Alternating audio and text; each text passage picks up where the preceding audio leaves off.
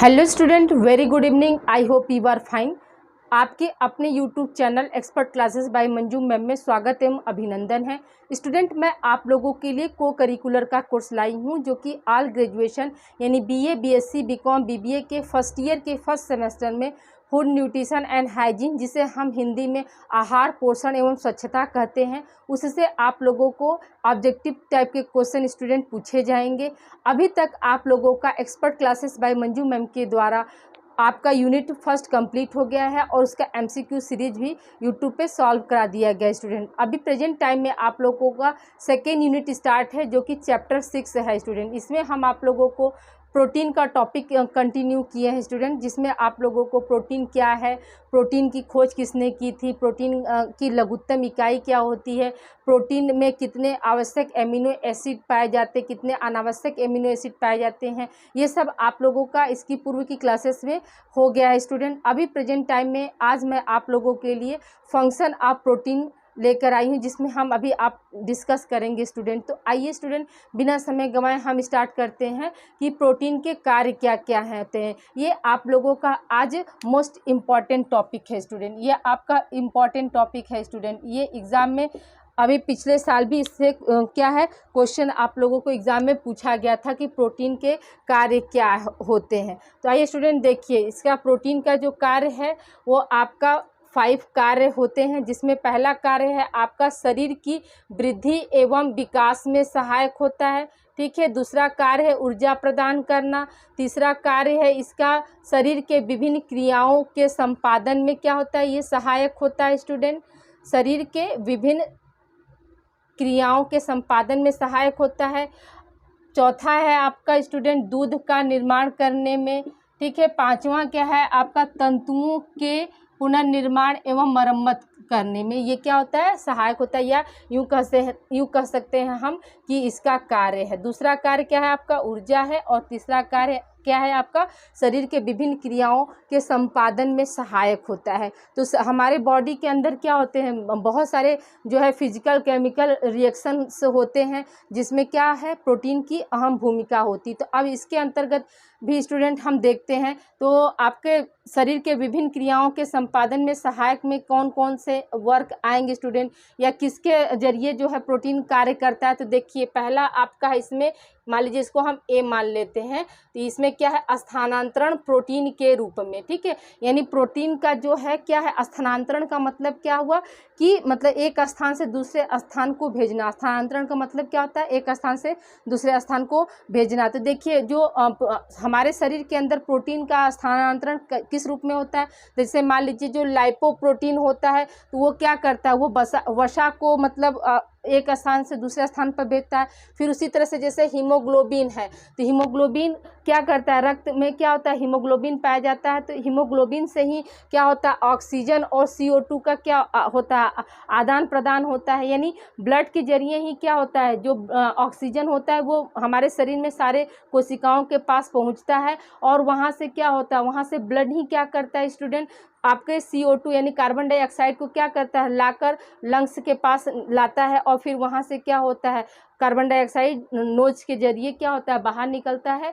तो ये क्या है स्थानांतरण क्या हो रहा है, ब्लड के जरिए हो रहा है ना। तो यहाँ पर क्या होगा, हीमोग्लोबिन जो है क्या है आपका ऑक्सीजन और कार्बन डाइऑक्साइड के स्थानांतरण में भूमिका निभाता है।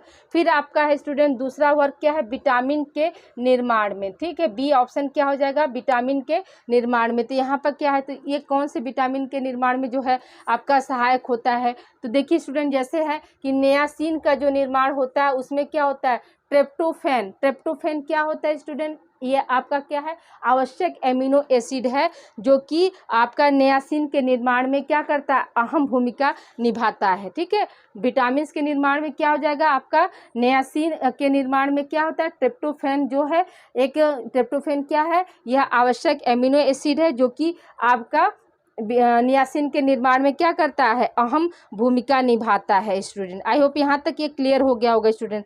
आप जैसे देखिए नेक्स्ट क्या है, एंजाइम्स के निर्माण में। तो हमारा पाचन जो क्रिया होता है, तो पाचन कहाँ से शुरुआत होती है स्टूडेंट, तो माउथ से हो जाती है। पाचन की क्रिया की जो शुरुआत होती है वो कहाँ से होती है स्टूडेंट, तो मुंह से हो जाती है। तो मुंह में क्या होता है, तरह तरह के मुंह में भी क्या होता है, एंजाइम्स बनते हैं, ठीक है। फिर भोजन को पचाने के लिए एंजाइम्स का निर्माण क्या होता है, माउथ में होता है, आपका स्टमक में होता है। तो ये सब क्या है, एंजाइम्स के निर्माण में भी क्या होते हैं, ये आपका अहम भूमिका निभाता है। प्रोटीन, अगर प्रोटीन का कमी हो जाएगा तो जो एंजाइम्स जो बनते हैं वो बन नहीं पाएंगे। इसलिए एंजाइम्स के निर्माण में भी क्या होता है, प्रोटीन्स जो है अहम भूमिका निभाती। फिर है आपका सी नंबर ये था। डी नंबर आपका है स्टूडेंट हार्मोन्स के निर्माण में। तो हार्मोन्स के निर्माण में क्या, जैसे हम समझते हैं स्टूडेंट, जैसे थायरोक्सिन हार्मोन जो होता है वो क्या होता है, वो ऑक्सीकरण के जरिए, जब हमारे बॉडी में थायरोक्सिन हार्मोन का ऑक्सीकरण हो जाता है तब वही हार्मोन से क्या होता है, किसी भी बालक का वृद्धि और विकास होता है। उसी तरह से हम छोटा सा एग्जांपल देखते हैं स्टूडेंट, इंसुलिन जो होता है, इंसुलिन हार्मोन भी क्या करता है, हमारे बॉडी में शर्करा लेवल को मेंटेन करता है। तो जितने भी हार्मोन्स होते हैं उनको एक्टिव करने में क्या होता है, या उनका निर्माण करने में जो प्रोटीन्स होते हैं वो क्या करते हैं, अहम भूमिका निभाते हैं। फिर आपका अगला स्टूडेंट मांसपेशियों का संकुचन, ठीक है। ई नंबर क्या है, मांसपेशियों का संकुचन, यानी जो मसल्स में रिलैक्सेशन कॉन्ट्रैक्शन होता है ना, जैसे, तो वो मतलब कौन सी जो मसल होते हैं। तो इसमें याद रखिएगा स्टूडेंट, मसल्स में क्या आपके पाए जाएंगे, तो इसमें आपका मायोसिन और एक्टिन जो होते हैं, इसमें क्या होगा स्टूडेंट, आप याद रखिएगा कि मायोसिन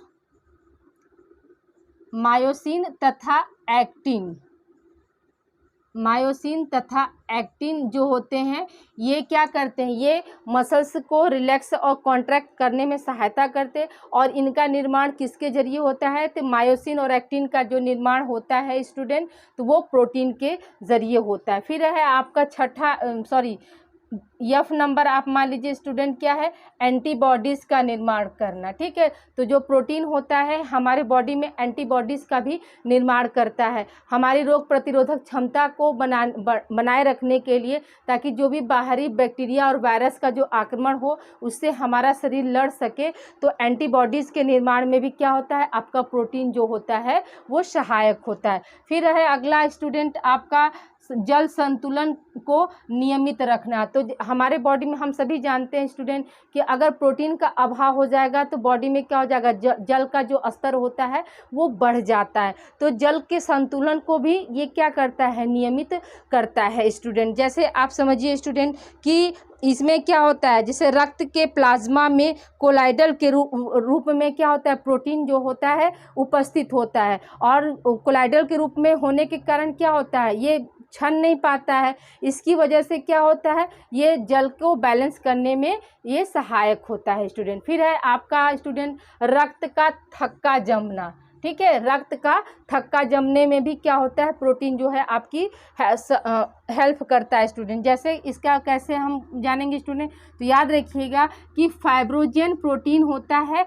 जो कि थ्रोम्बिन की उपस्थिति में क्या बनाता है, फाइब्रिन प्रोटीन का जाल बनाता है, वही क्या होता है, वही आगे चल के ब्लड को क्लॉट करने में जो है सहायक होता है स्टूडेंट। ये आपका इम्पॉर्टेंट पॉइंट है स्टूडेंट, इसे आप लोग बहुत गंभीरता से पढ़िएगा कि आपको क्वेश्चन बन सकता है कि रक्त का थक्का जमाने में कौन सा जो है प्रोटीन जो है सहायक होता है। तो याद रखिएगा कि मतलब सहायक प्रोटीन जो है आपका फाइब्रोजेन प्रोटीन है, ठीक है। फाइब्रोजेन प्रोटीन की उपस्थिति, फाइब्रोजेन प्रोटीन का होना जरूरी होता है। फिर दूसरा क्वेश्चन बन सकता है कि जो ब्लड का जो रक्त का जो थक्का बन रहा है स्टूडेंट, तो कौन सी प्रोटीन की उपस्थिति में बन रहा है, ठीक है, कौन सी प्रोटीन की उपस्थिति में बन रहा है, तब वहाँ पे क्या हो जाएगा, हमारा थ्रोम्बिन हो जाएगा स्टूडेंट।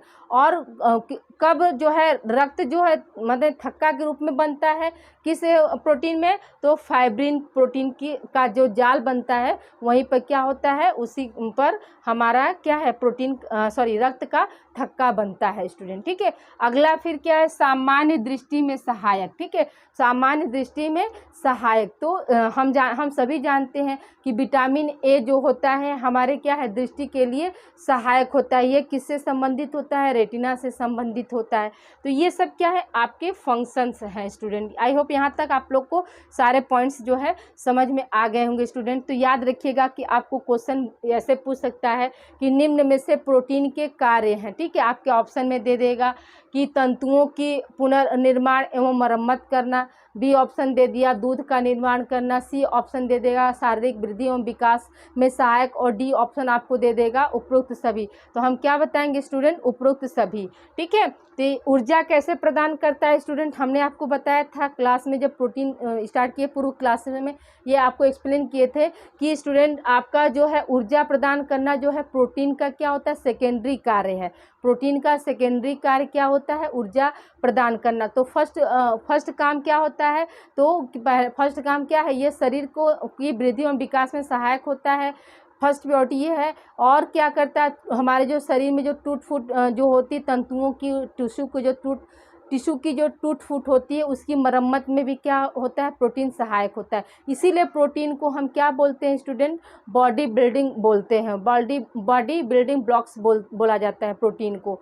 तो आइए स्टूडेंट, यहाँ पर क्या है आपका शरीर की वृद्धि एवं विकास में सहायक। तो जो थायरॉक्सिन हार्मोन होता है वही ऑक्सीकरण के बाद क्या होता है, वही हमारे वृद्धि और विकास में सहायक होता है।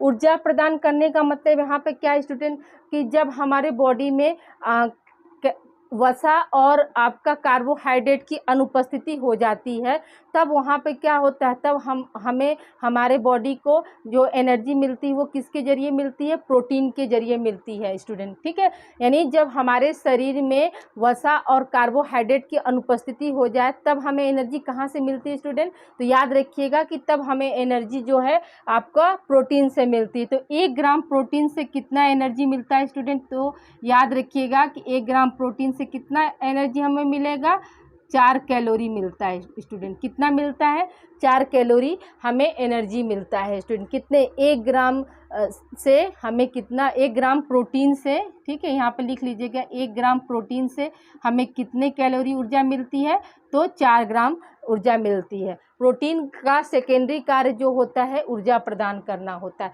फिर है आपका यहाँ पर तीसरा था शरीर के विभिन्न क्रियाओं के संपादन में सहायक। तो हमारे शरीर में इतनी सारी जो है क्रियाएं हो रही, कौन सा, स्थानांतरण के रूप में होता है, ठीक है, विटामिन के निर्माण के रूप में होता है, आपका एंजाइम्स के निर्माण में होता है, हार्मोन्स का निर्माण भी क्या होता है, ये सब जितने भी हैं स्टूडेंट ये सब क्या हो रहे हैं, हमारे शरीर के अंदर होने वाली सारी क्रियाएं हैं ना, तो उसमें क्या होता है, उसमें जो होता है प्रोटीन हमारा सहायक होता है स्टूडेंट। ठीक है, फिर है आपका दूध का निर्माण। तो हम सभी लोग जानते हैं स्टूडेंट कि जो एक नवजात शिशु होता है या छोटे जो शिशु होते हैं 1-2 महीने के जो बच्चे होते हैं उनकी जो फर्स्ट रिक्वायरमेंट क्या होती है, दूध होती है।